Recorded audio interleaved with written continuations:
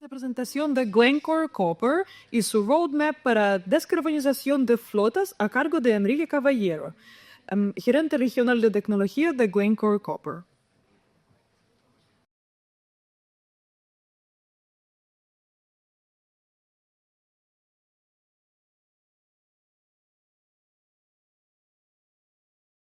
Pasó, yo también estaba esperando el café.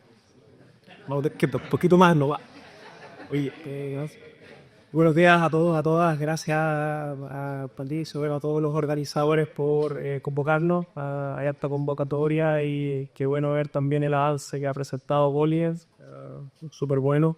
Recuerdo cuando fuimos ahí un tiempo atrás al mismo ITIC y vimos ahí sus dos rampas, control y desplegado, una Impil, otra Exped. Interesante ver que van a ser el punto del Power Agnostic.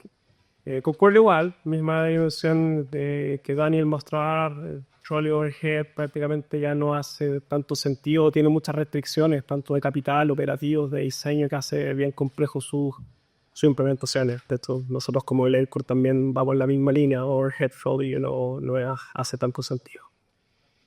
El día de hoy, más que hablar del alcance 1, 2 y 3, me voy directamente al alcance 1, directo a la flota. ¿Y qué es lo que nosotros tenemos hoy día en roadmap? Y voy a hablar, a diferencia de Dario, que habló de lo que se ha hecho, acá vamos a hablar una mezcla de corto plazo, pero sobre todo de largo plazo. ¿Por qué? Porque nuestro portafolio de sitios son sitios futuros. El portafolio de sitios actuales es un poquito más datado en términos de LOA o de vida de sitio, y la gran cantidad de cobre que nosotros vamos a proporcionar al mundo va a venir por nuestros proyectos futuros. Sí, se los voy a mostrar acá.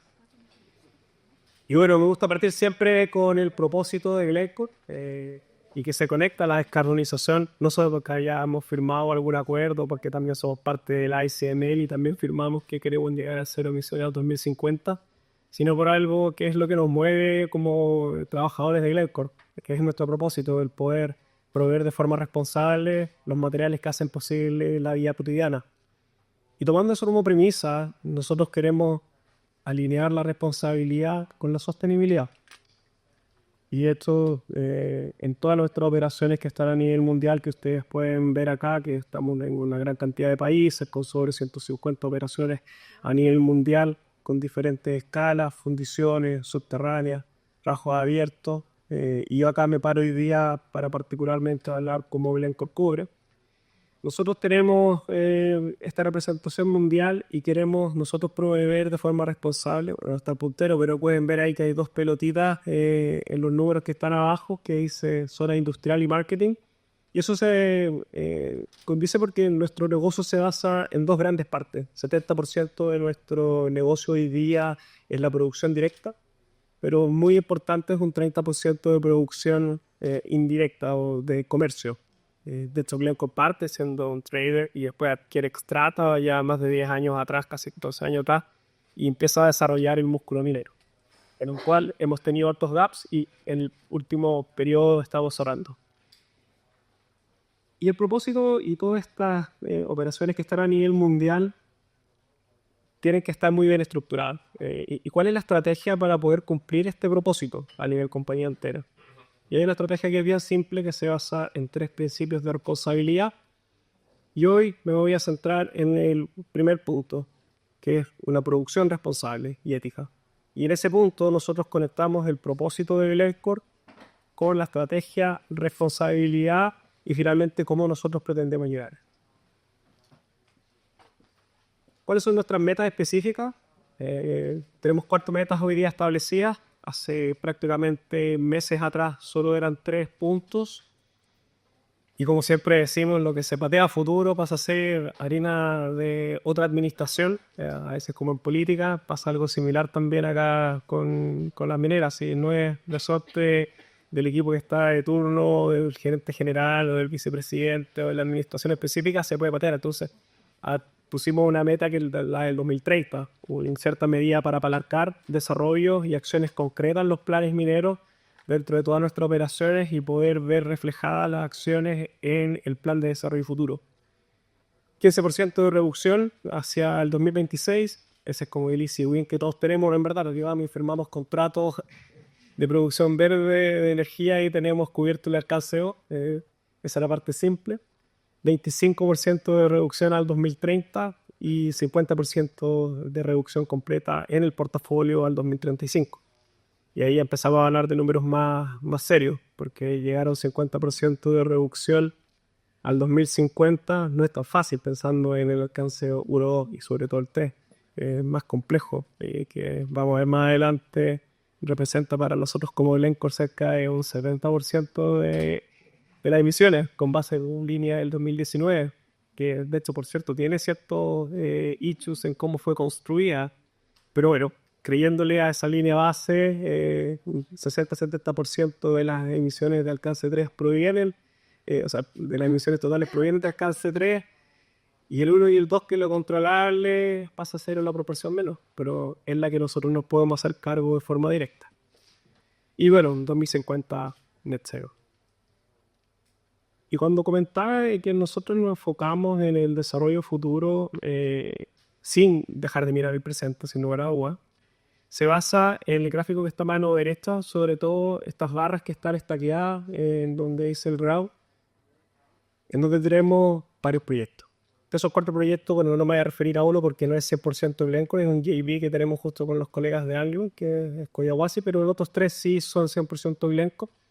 2 en Argentina, donde está el proyecto El Pachón y Mara, y también tenemos la expansión de Antapacaya, y aparece Antapacaya District, que responde a un proyecto nuevo, un PIT nuevo que es Coloco Huayco. Abajo pueden ver las producciones actuales y futuras estimadas en términos de la información de reservas que tenemos en esos sitios. Esta información pública, y que la puedo compartir sin problema, si no, ya no me estarían ahí presionando, pero este es el portafolio, lo importante que tenemos y por qué hemos nosotros gatillado diferentes esfuerzos a nivel de Glencore global, es porque gran parte de este portafolio está alocado en Sudamérica, en lo que es cobre. Y cobre, bueno, ya Codelco lo dijo, es tremendamente importante para descarbonizar la sociedad porque va a estar parte dentro de los autos eléctricos, las casas que van a ser de última generación, dispositivos móviles, etc. Esa parte la tenemos bien clara. Y se requiere mucho cobre además para poder generar energía verde, sin lugar a agua. Entonces, haciendo de nuevo resuelto a nuestro propósito, tenemos que producir esto de forma responsable, de forma sostenible, de forma verde. Aquí hago el puente en cómo nosotros en verdad vemos este desafío. Y aquí antes de entrar en la parte específica de Glencore Cobre, solo un paréntesis, nosotros como Glencore completo, todo lo que es equipos de alto tonelaje se descompone prácticamente en 2 commodities.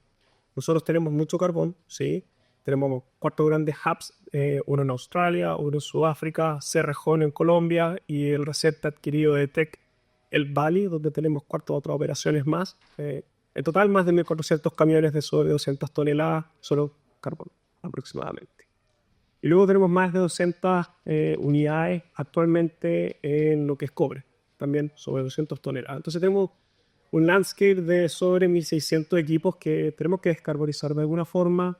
Los OEMs hoy en día se han esforzado fuertemente en los equipos en torno a máximo 200, máximo a todo reventar 290-300 toneladas, como el caso del 930 de Komatsu.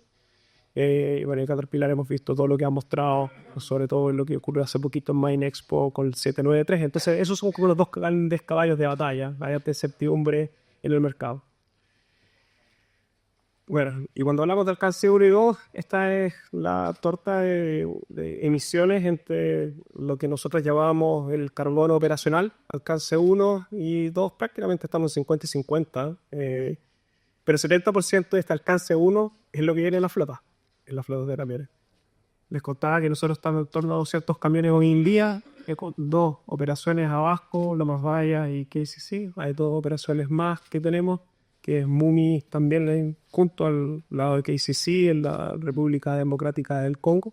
Ahí de nuevo habla harto de minerales críticos en donde nosotros no solo producimos cobre y producimos también cobalto. Lomas Bayas y Antapacay, que está en Perú. Antapacay, quizás para los más locales en Chile, es un sitio bien similar a un Centinela. Hoy día pelea está entre el quinto y sexto lugar de producción de cobre en Perú. Eso sin considerar la proyección dentro de la expansión de Corocowaipo, que es un nuevo pit que se agrega dentro del portafolio de Peri. Así que, bueno, entendiendo que la flota de transporte para el caso de Glencore, similar al resto de las otras compañías que tienen operaciones a tajo abierto, es el gran punto a resolver en términos de emisiones de alcance 1. Nosotros hicimos ya hace 2-3 años atrás un análisis completo de todas nuestras operaciones, el cual no es fijo, sino que se renueva año a año a raíz de los ciclos de planificación minera.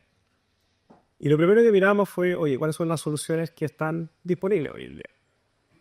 Y en ese minuto, un par de años atrás, si hubiera ser todos los OEMs con los cuales tenemos alianzas, varios acuerdos de confidencialidad, MOU, GFAs, etcétera, etcétera, no tienen unos roadmaps fijos. Vienen año a año y nos cambian los roadmaps respecto a cuándo va a estar listo, por ejemplo, un camión Power Agnostic, o cuándo va a estar en full batería de 400 toneladas, en fin, o cuándo va a estar un Energy Transfer, que hace poco sí finalmente lo liberó Caterpillar. Entonces, bueno, analizamos todas las alternativas, entendiendo son libres de incertidumbre, e hicimos un blanket de análisis completo de todas nuestras operaciones, mezclando camiones híbridos, trolley, batería, entendiendo la incertidumbre, pero también analizamos las otras formas de mover materiales. No hay que solamente enfocarse en camiones. ¿Es la forma más fácil y más flexible de mover materiales? Sí, yo soy minero también, me encantan los camiones, de que está antes de entrar a la universidad, por la universidad y operando y siendo jefe de turno, superintendente. Uno le encanta estar ahí con los camiones y con la gente, pero hay otra forma de mover materiales. Correa, hay search loaders y hay otras formas que han salido que también compiten y que tienen como base de energización de energía eléctrica, ¿no? Y no a través de combustible. Bueno, ese resultado nos llevó a que en esa mirada de electrificación seguía siendo el mejor escenario para los sitios que tenemos hoy en día. Pero seguimos preservando opciones, año a año hacemos los análisis también para los proyectos mayores para entender cuál es el mejor set de soluciones que nos permiten llegar a este cero emisiones, siempre desde una mirada, y aquí me hago cargo de lo que digo, desde la mirada de Glencore, que Glencore, entendiendo que su origen es bien financiero y de marketing, nosotros tratamos de hacer proyectos en la medida de lo posible siempre con un muy buen caso de negocio detrás. Entonces, el business case no tiene que faltar. ¿Por qué? Porque cuando vamos al comité de inversiones, está todo el equipo que viene con el ADN completo de Glencore y tiene que haber un caso robusto en términos de NPV, en términos de TCO, en términos de payback y en IRR, o tasa de retorno. Así que eso es muy importante. Así que bueno, nosotros establecimos esta ruta, este viaje que me decía también es, tenemos que electrificar de alguna forma. Overhead Trolley lo realizamos con harto detalle. De hecho, entramos en un proyecto que hizo bastante ingeniería, estuvimos ahí incluso ya partiendo con los permisos, pero después nos dimos cuenta de las grandes restricciones que tiene Overhead Trolley y que si bien es cierto una solución comercialmente disponible y que está desde los 80, cuando en Sudáfrica comienza todo en Palabra y comienza hace muchos años atrás y hay una gran cantidad de trolleys desplegados, que por cierto parte ahí en los 80 porque tenían harto carbón disponible y estaba crisis de petróleo, así que se empezaron a desplegar harto operaciones de trolley, paradójicamente para alimentar más carbón a las centrales termoeléctricas que tenían los colegas allá. Ella es restrictiva. Tiene alto CAPEX, cuesta mucho la reconversión de los camiones, hay harta infraestructura que poner y que si uno lo quiere poner dentro de un PIB, reubicarlo es horrible, así que es bien complejo. Más cuando el sistema queda fuera de servicio o hay un camión que queda fuera de servicio, lo pierde toda la funcionalidad o la operatividad que tiene el troll. Entonces tienes que poner tres carriles y quizás para los que son más mineros 3 carriles dentro de un pit te mata porque la razón estéril mineral o la cantidad de lastre que yo tengo que mover para mover la misma cantidad de mineral empieza a aumentar y el caso de negocios de la mina empieza a deteriorarse bastante. Bueno, teniendo eso en consideración, seguimos analizando en estos ciclos año a año de electrificación, pero de la mano nosotros siempre dijimos, oye, hay que también optimizar lo que tenemos hoy en día. Entonces, dentro de lo que es eficiencia, nosotros estamos optimizando nuestras flotas actualmente con diferentes iniciativas. De hecho, gran parte de ellas en términos de analítica digital. Cómo nosotros optimizamos la operación y el diseño de la mina con lo que tenemos hoy en día. Y bueno, aparte de la electrificación, empezar a realizar otras formas de combustible alternativos. Como Glencore Cobre, no estamos saltando mucho en combustible alternativo.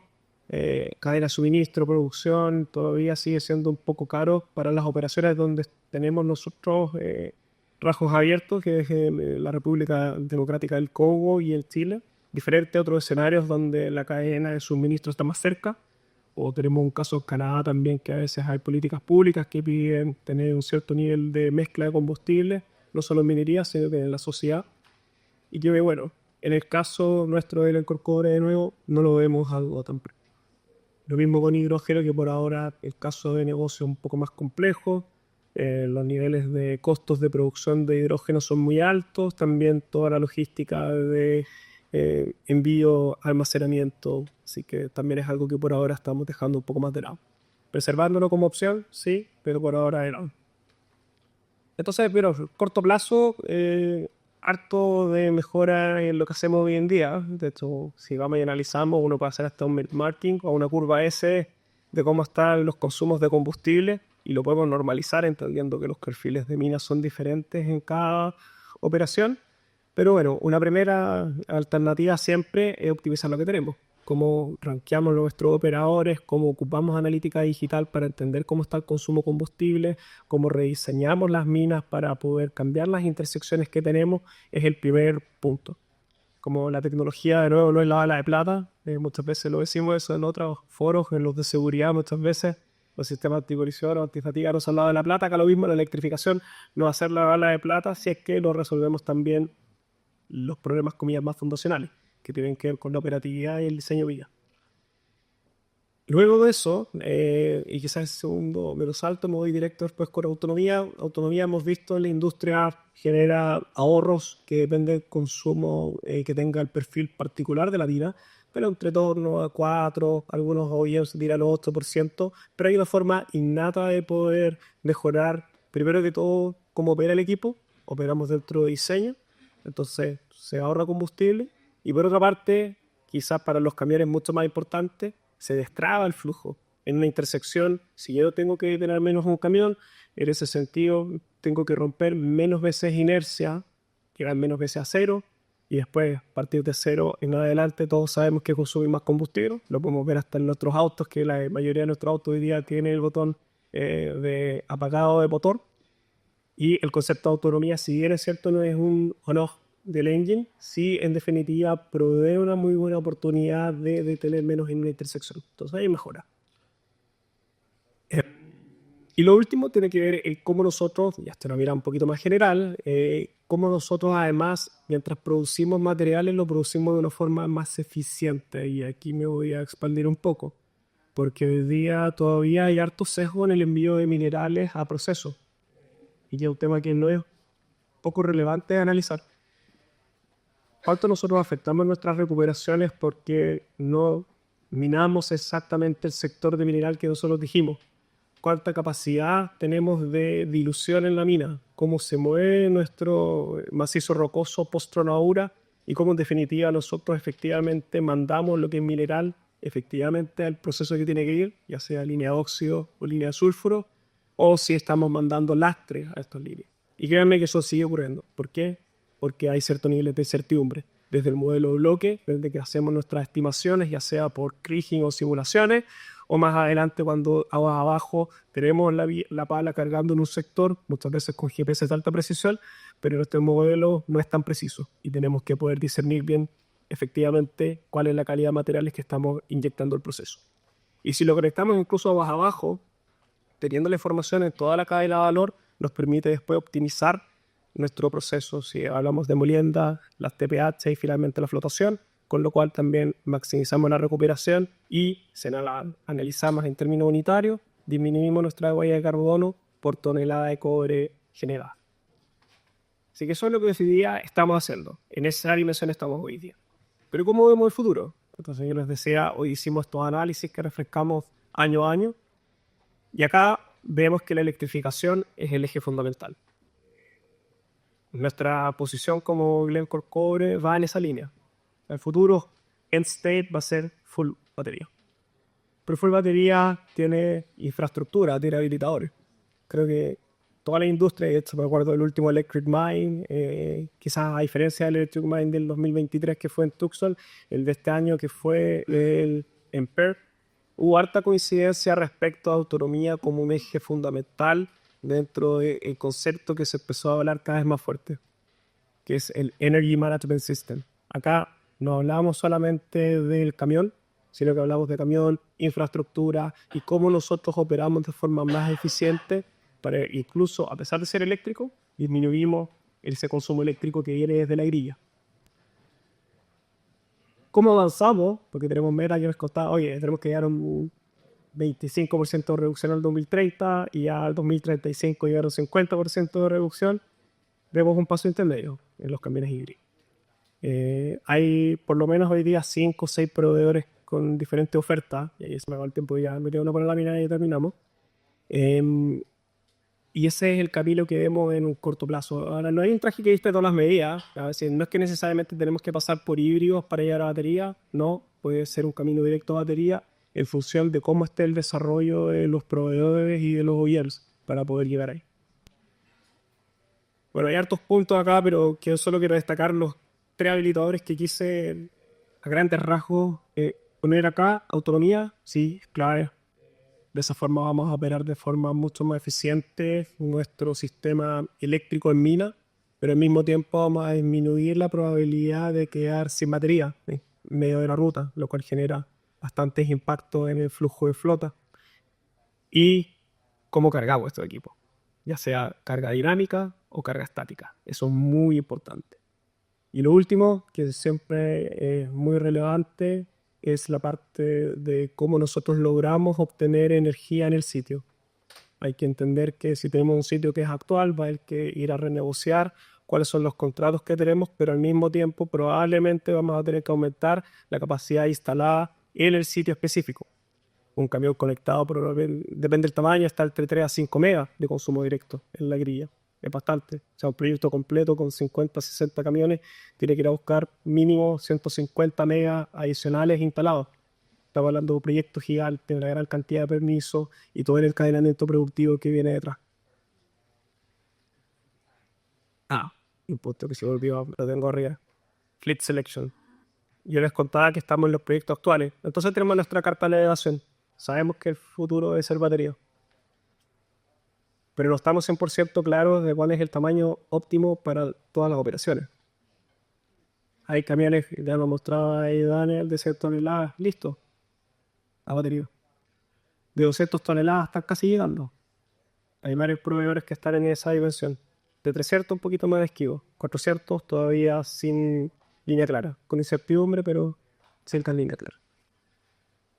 Entonces estamos haciendo harto análisis para entender cuál es el tamaño de flota óptimo que necesitamos, sobre todo para los proyectos futuros.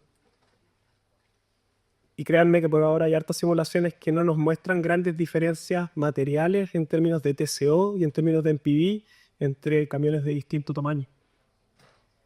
Y si el NPV que ponemos en riesgo no es muy alto, y si hacemos un Hero Value de NPV, el valor de pérdida de NPV no es muy alto, pero hacemos un de-risking de tecnología que puede estar mucho más temprano disponible en términos de descarbonización, probablemente tenemos un caso estratégico que puede generar.